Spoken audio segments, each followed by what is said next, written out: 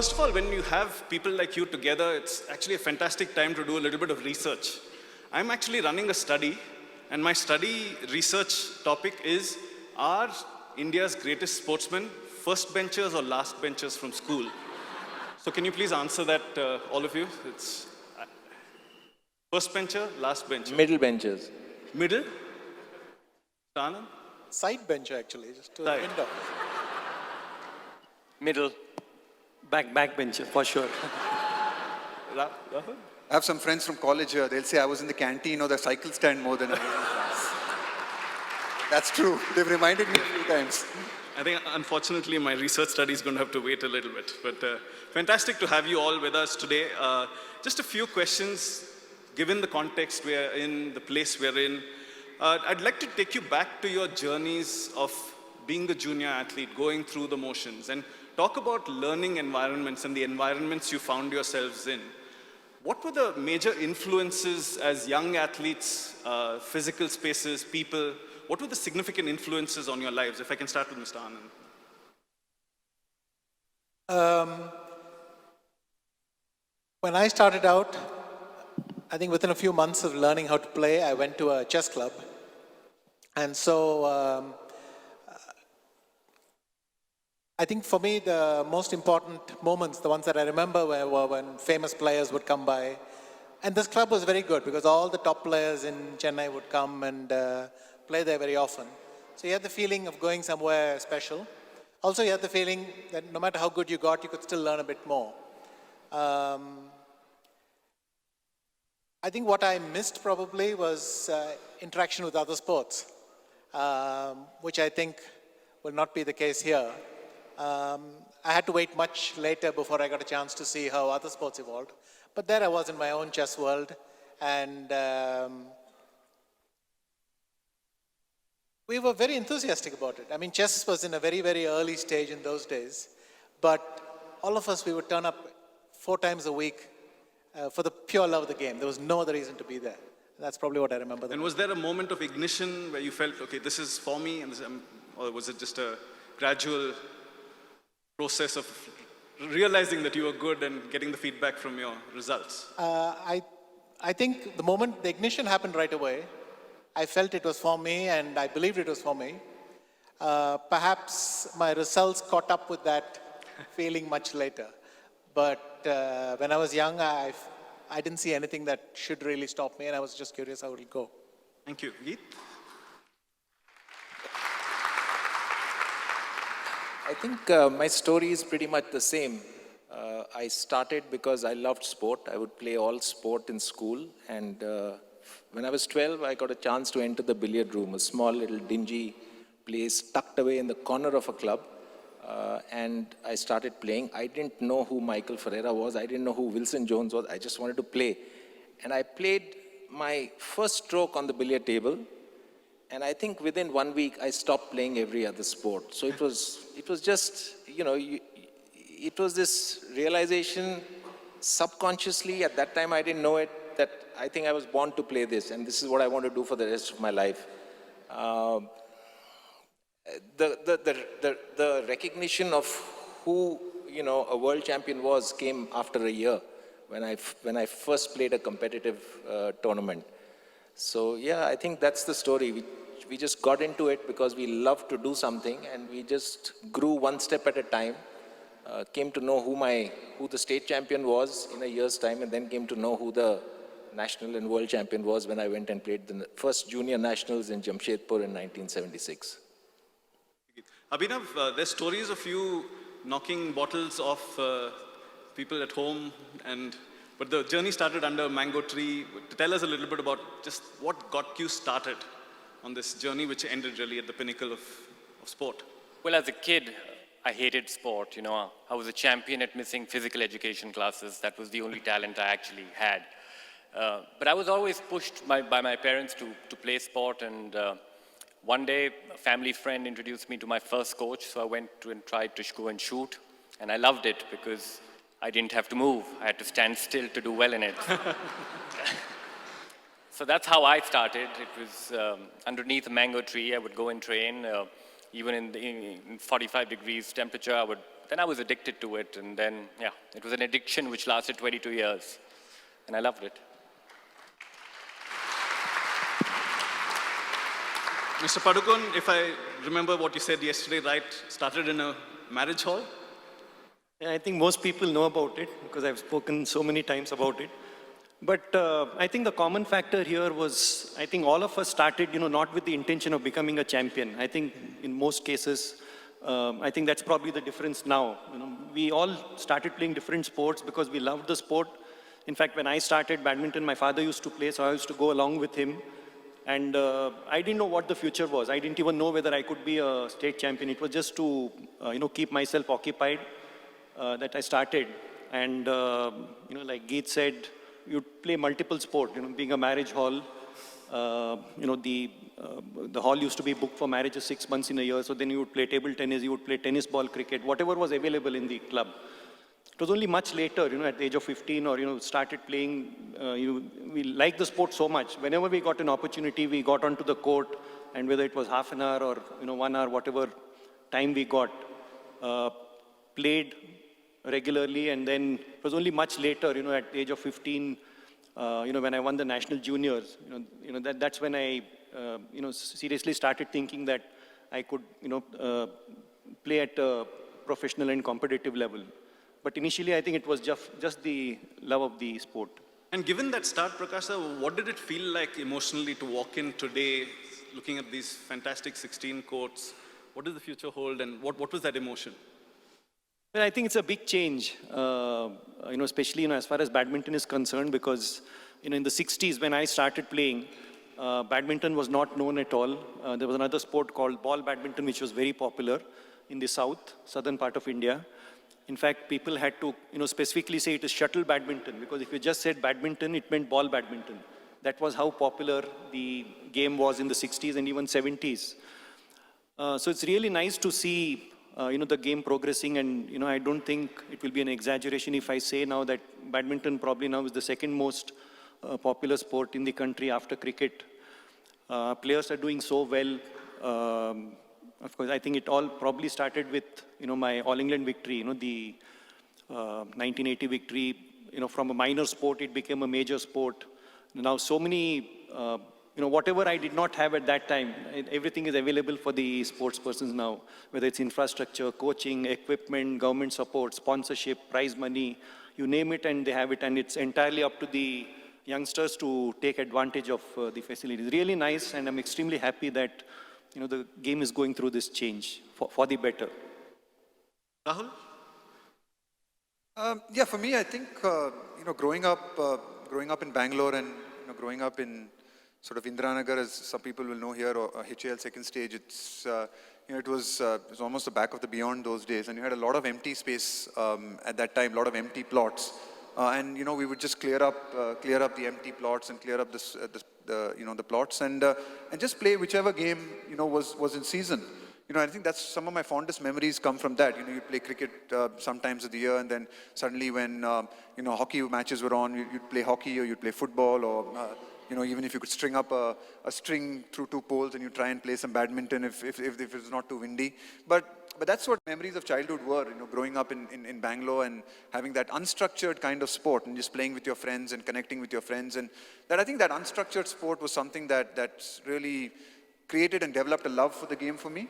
And then, like Prakash said, a little bit similar, I played a lot of variety of sports through school, played in the hockey team and played cricket as well, and, ran in the athletics. But around 15 or 16, sort of recognized that I was pretty good at cricket, and it's something that I wanted to do and something that I wanted to give a crack at.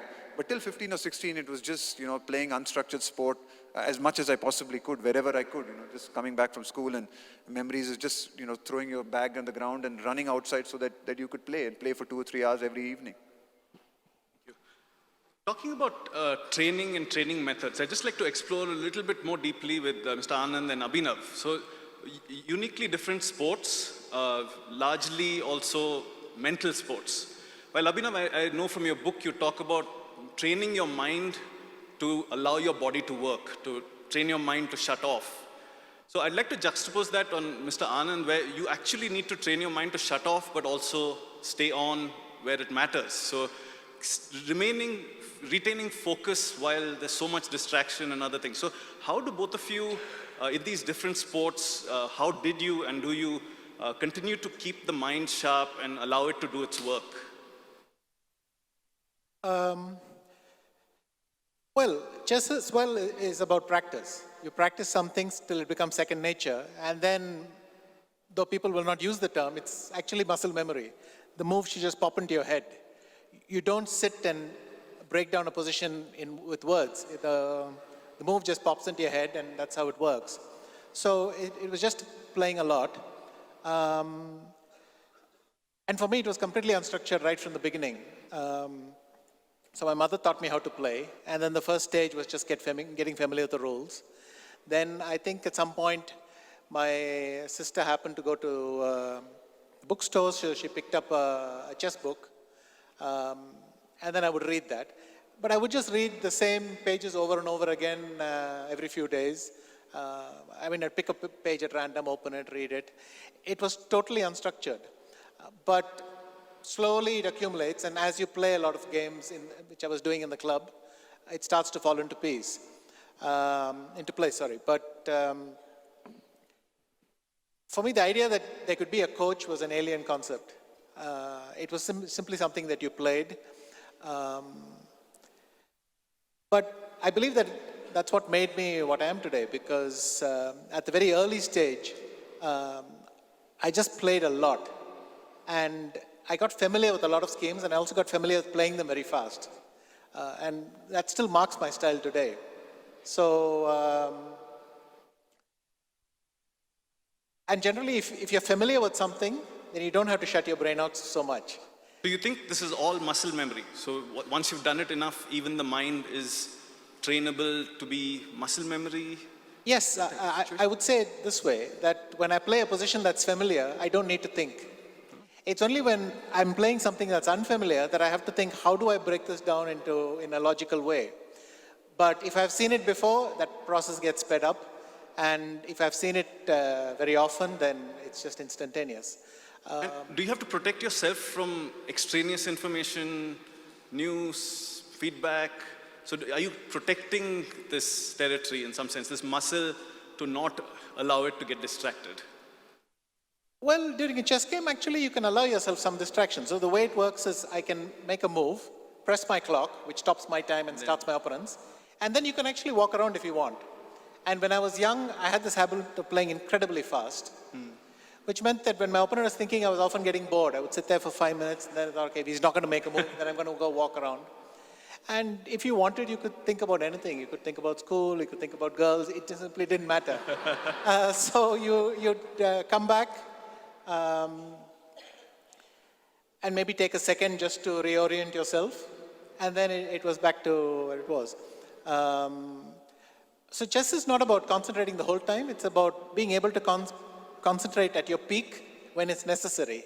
So when the obvious answer isn't good enough, and you really have to work hard, because at this point, every move is critical, then you learn. But that you get by practice. You learn that once or twice a game, there will come a moment when you can't trust your impulses. You have to be more disciplined about it. The rest actually should go automatically. And in fact, that's why we work. We work so that there are only 1 or 2 moments in the game where you have to work hard, not more. Fascinating. Abhinav? Well, I'm not qualified to talk about the mind, because every time I competed, I was a complete wreck. Panic, anxiety. I spent most of the time before competition in the bathroom, you know. But I'll tell you one thing, I did a lot of work for the mind, but at the end of the day, what really worked for me was how I prepared for the Olympic Games. For me, it was not once in 4 years, it was every single day. How I pushed myself, how I prepared, and I went to great lengths to prepare in a holistic manner. And when the Olympics came, I was in a state of mind where I had done everything possible humanly to have prepared for that event. And that gave me inner strength, that gave me a sense of security to then just go out there, let go, and just do what I was supposed to do. So that was for me, that was what was effective. I did a lot of other stuff. I don't know how much it worked. I hope there are not too many psychologists out here today, but it was almost doing enough preparation that your mind is not asking questions any longer? Yes, because for me, in my whole career, self-doubt was a constant companion, and when I went to the Olympics, I just needed that companion to be in the hotel or at the Olympics. And the first thing you did after you won the Olympic medal, I think a journalist asked you, how do you feel? I wanted to go to the bathroom because Geet, if I may come to you, as a career progresses, you've had this ignition, you know the sport is for you. At what point do you know that the excellence, I mean, you're no longer a recreational player, and as you move from recreational to someone aspiring to really give it your all, is there a phase at which sort of the enjoyment of the sport gives way to the enjoyment of being good at the sport? And I'd like to differentiate the two. Actually, that's a very insightful question. And the first part, when do you actually start feeling that you're now, becoming a professional sportsman where you've got to make a living out of the sport? It happens gradually. There's no one particular time. In my case, I think what happened was I won the national championship in 1981, the seniors as a junior, and at that time I just joined my MBA. And the first year I failed in MBA because I'd gone for the nationals. And I came back and I said, I think the billiards world looks far, far better. And the heck with the MBA. So for me, it was a transition period of 1 year, which kind of told me that I want to make this a profession and not necessarily go into the corporate world. But the pressures of actually, your question was, do you go from enjoyment to this is my job? And I have to be good at it and to be able to excel and therefore to be able to earn money. It happens. I think it happens to most people, and that is the challenge of a sportsman wanting to achieve excellence, to delay that as much as possible. And if you can delay it, until the time you win an Olympic medal, fantastic. If you can delay it, after you won 4 world titles or five world titles, damn good. But that challenge will be peculiar to each athlete, but it comes. We are all human beings. We all have a mind. We all want to earn money. We all want to uplift lifestyle. It's fantastic to say that, we play for the pure joy. We did that when we were teens. I think Prakash said that. We do that till we win our first world title. And then it starts. I think I call it the corruption. The corruption starts, and you need to delay it. And that's the way I look at it. And I think I delayed it till I was 40, perhaps 5 world titles, 6 world titles. And after that, I said, I'm in it for the money. I have to win. I have to uplift my lifestyle. So I think I got corrupted after 6 world titles.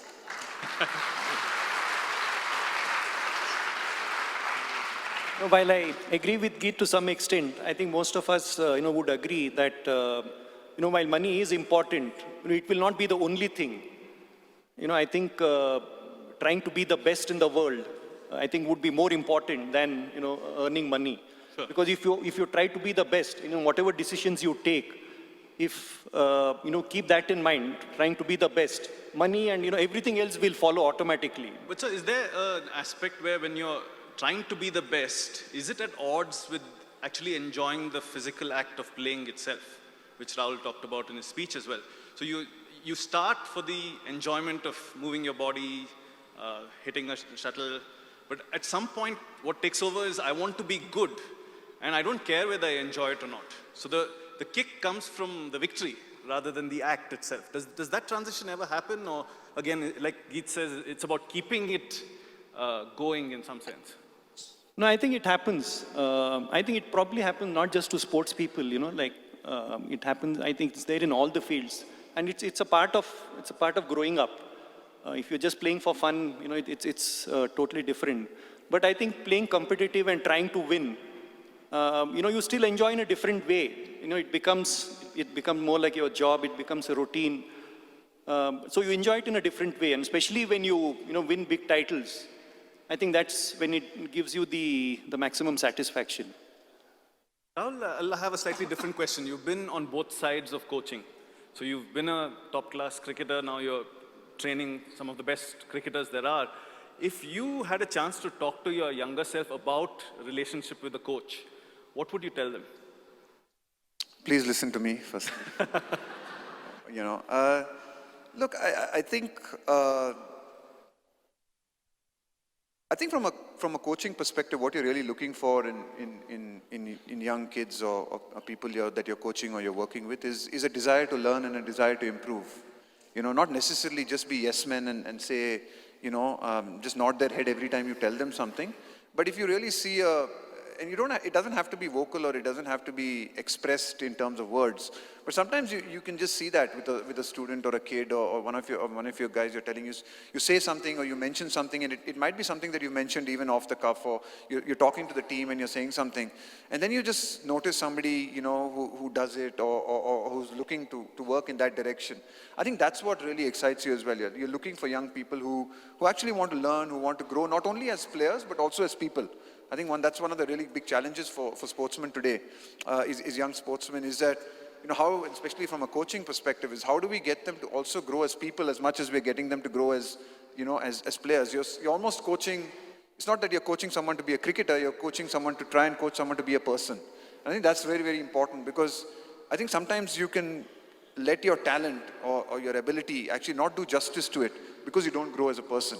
You know, I think growing as a person is almost as important to actually growing as a cricketer. So I think those are some of the challenges that we always face with. And obviously the kids who are looking to do that and looking to constantly improve are the ones that, you know, that excite you. So a lot of people who played with you in your youth describe you as having been very intense, like you really, really wanted it. Would you tell your younger self to relax, or do you think that intensity was important at that juncture, 15, 16, 17? Well, I think a bit of both. I think a bit of both. I think that intensity and that desire and that hunger helped me. There's no doubt about it. I think one of the things that, you know, like a lot of people have told me this, and sometimes not in a negative way, but in a positive way, a lot of people have told me that, you know, Rahul, we never expected you to do what you did. Play 100-odd test match, score whatever, 10,000 runs.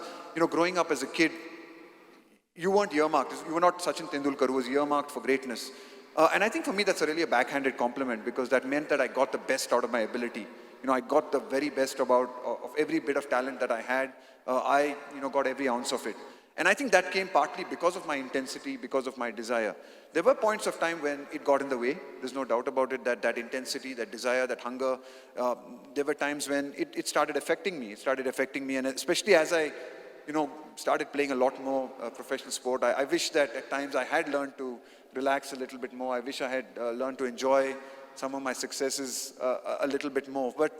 But you know, I think, that's just the way we are, and sometimes it's easy to sit back now and say, oh, I wish I'd done things differently, but you know, that was who I was, that was what my personality was.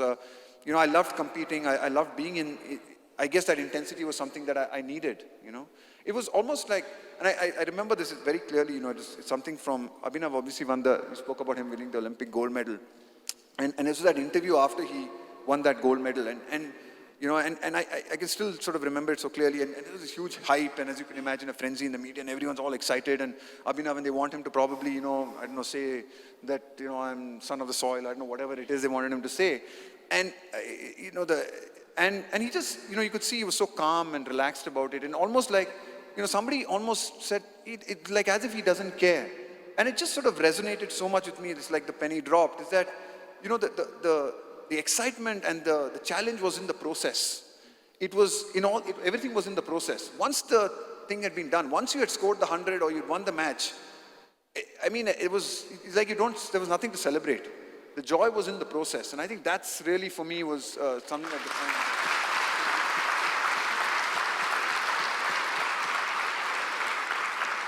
I think there were quite a few marriage proposals as well, which had to be fended off, right? You used Rahul's defense.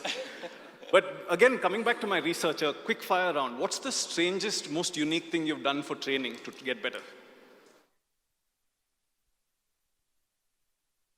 I think I've told myself to get up from the chessboard and walk away and just count till 15, till I could calm down, and then I would come back again.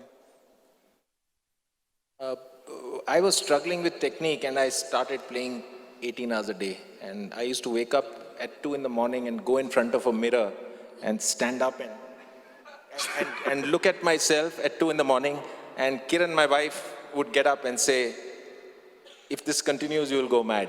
So I think that was the strangest thing that I did during training. Abhinav, you're going to have to pick from a large collection. I lasered off my love handles because I needed to get rid of some fat to get better elbow contact to my hip.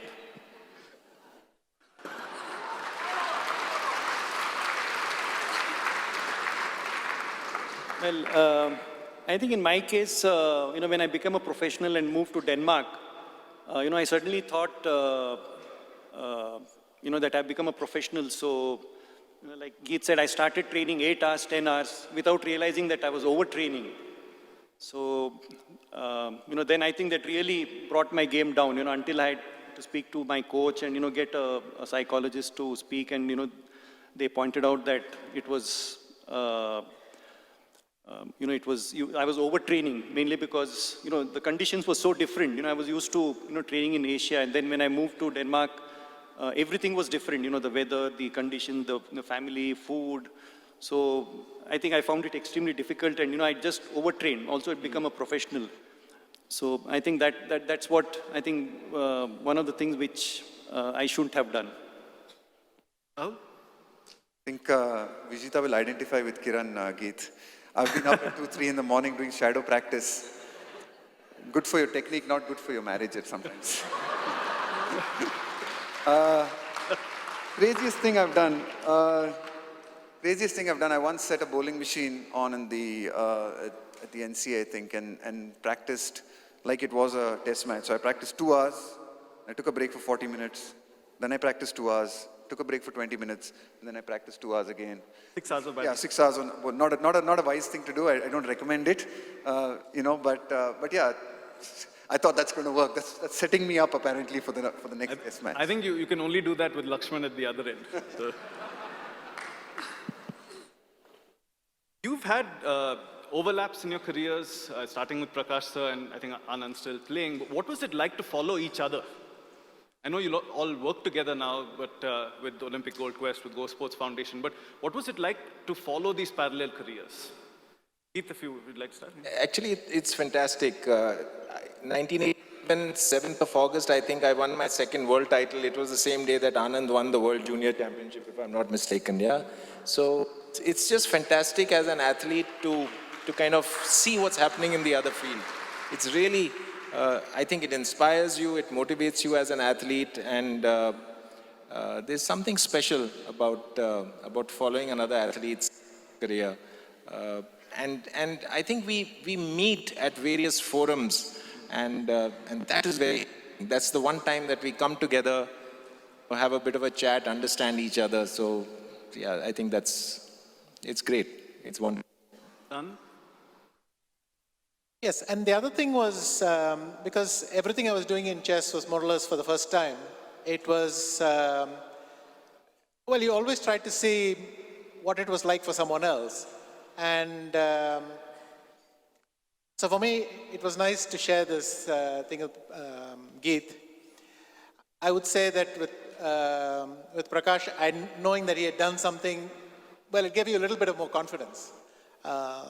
Still, I found it very hard to play Russians in those days. I mean, I always thought anybody with a name ending in SKY or OV is just very good. And there are a couple of chess players who made the joke that even when they were in Moscow and they were in a taxi, they were afraid to talk about chess because they were afraid the taxi driver was better than them. So at that point, I think it's the confidence of doing something for the first time and realizing, hey, I can do this too. So every one of us who's done something, well, I think helps you a little bit. So what Rahul talked about, that cross-pollination is happening at the elite levels as well. Maybe remotely, but it's happening. So I just want to make a point of how, how athletes can actually inspire other athletes of contemporary athletes. So the year was 1998, and we were supposed to go for the Asian Games, and we had a training camp in Bangalore at the Kantirva Stadium. And we used to go early in the morning to kind of jog there, and billiard players are not necessarily physically fit, and we were really cribbing, we don't want to jog, what is physical fitness? And that's the time there was this cricketer who was kind of sitting there and with a ball. It was a heavy sand ball, and he was working with Bidu sir. Medicine ball. The medicine ball, yeah. And he was just out of the cricket team. He was in the team and then out of the team. And then I asked him, I said, so you're out of the team? And he said, yeah, I'm out of the team because, my captain doesn't have the faith in me. And perhaps I need to work at my physical fitness. So I'm just working on my physical fitness. The gentleman is sitting here. And it was extremely inspirational. And I tell you, I really started focusing on physical fitness after seeing Rahul Dravid. Just every morning he was there and hitting that because apparently his upper shoulder needed strengthening. So I think every event and every experience is inspirational, and I think we thrive off each other. Contemporaries can thrive off each other. Thank you. Abhinav, a slightly different question. You talk about always having had to access resources abroad to really make your journey complete, and plan A's and plan B's. What does having a center like this change in the Indian scenario? Well, having a center like this is absolutely amazing because finally Indian athletes can actually have a plan A. We've always worked with plan B because when we go outside, train overseas, we can go there for limited periods of time. We go there for a couple of weeks or 3 weeks, have access to the best in the world, come back home for 2 months, then we stagnate, but the rest of the world is still developing. But having a facility like this is outstanding because finally Indian athletes will have a plan A.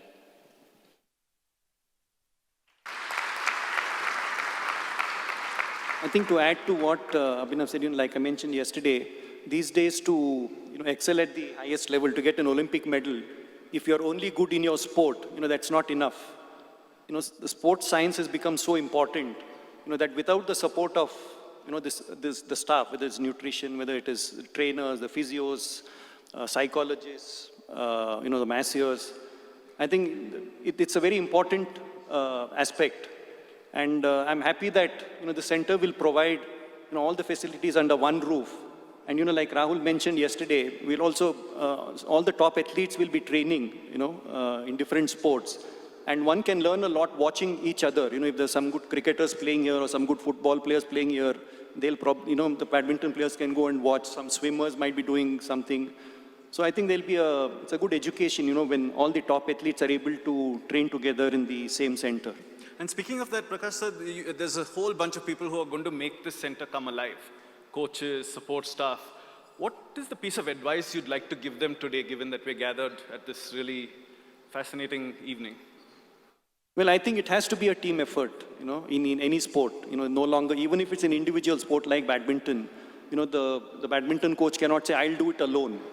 It's almost impossible. You need to take the support of, the support staff which is available. Because you know everything about your sport, but the people in the support staff, they know much more about whether it is nutrition, whether it is physical training. So I think it's important that you take the advice of, you can be the main person to coordinate, but my suggestion would be to take the help of the entire support staff, build a team, and get the best out of all the support staff, and thereby create champions for the future. Rahul, you played cricket at a time when cricket got a lot of the flack for other sports not doing well. Did you feel any guilt that there were other people clearly as talented as you in other disciplines, but perhaps not getting either the support or the adulation that you would get for what you considered a reasonably good performance? Yeah, I definitely think, I wouldn't say guilt was the word, but yeah, there was, you did feel, you did recognize, and having sort of played hockey myself, played in a school team with two former Olympian, hockey players, and just to see that the effort and the hard work that so many of these other sports put in. I think for a lot of these sports, obviously Abhinav's and Anand sports and Geet sport is different, but Prakash's sport and so many other sports, the physical demands of these sports, were so much, and you could see how much these sportsmen were putting into their careers, into their lives. and then for them not to get the rewards that, say, some of the cricketers got, was sad and was disappointing. So, I think for me, just over the last 10 years or so, to see how the Indian sporting landscape has changed. And I've always said this, I think there's room for so many different sports. When you go abroad and you see in Australia, or you go to the UK and you see that, sportsmen of so many disciplines can actually make careers in sports, can make lives in sports, can succeed in sport. I think as a sportsman, you do feel, I don't think any sportsman is selfish enough to feel that only his sport should do well. I think, I have got so much of joy and so much of inspiration from all of these people here, from watching them, from following their careers, that at no stage can you ever feel that, you can feel, you feel for them, and you feel for athletes and sportsmen who don't necessarily get the rewards that they deserve and they should. So I think it's fantastic to see what's happening in the landscape in India today, how it's changing in so many different sports. And the flip side and the good side of it is that cricketers don't get blamed for everything anymore. What role can private individuals, so just anyone in the crowd here, how can you take that first step in participating in this sports journey? Geet? You mean just anybody? Anybody. Well, the first step is to go and play. I mean, that is the first step. And I always say this, the reason, you have to figure out the reason why you're going to play. Don't start your first step because you want to win a world championship. Don't start your first step because you want to win an Olympic gold. That's the most ridiculous step to start. That's my personal opinion. So you start the first step just because you want to, I think health, Vivek said health and education. I'm saying, okay, not even the education, just health and entertainment. Start the first step for that, and things will follow. If you are gifted, if you are talented, if you are kinesthetically, you're coordinated, you will gain a little more interest in the sport and you can progress further. But start it because of just to entertain yourself. I come to my last question, would love to go on, but there has to be a last question. How would each of you like to be remembered?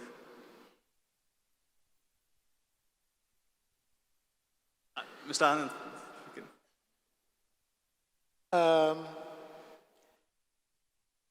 I guess most of all, I would like to be remembered as someone who was easy to get along with.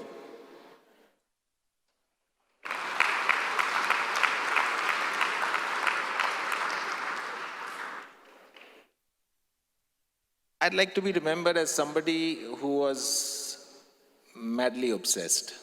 I think you might have stolen Abhinav's answer. I would like to be remembered as a lousy athlete who actually worked really hard and achieved what he wanted to win. Well, I'll be happy if people remember that I made some contribution for Indian badminton.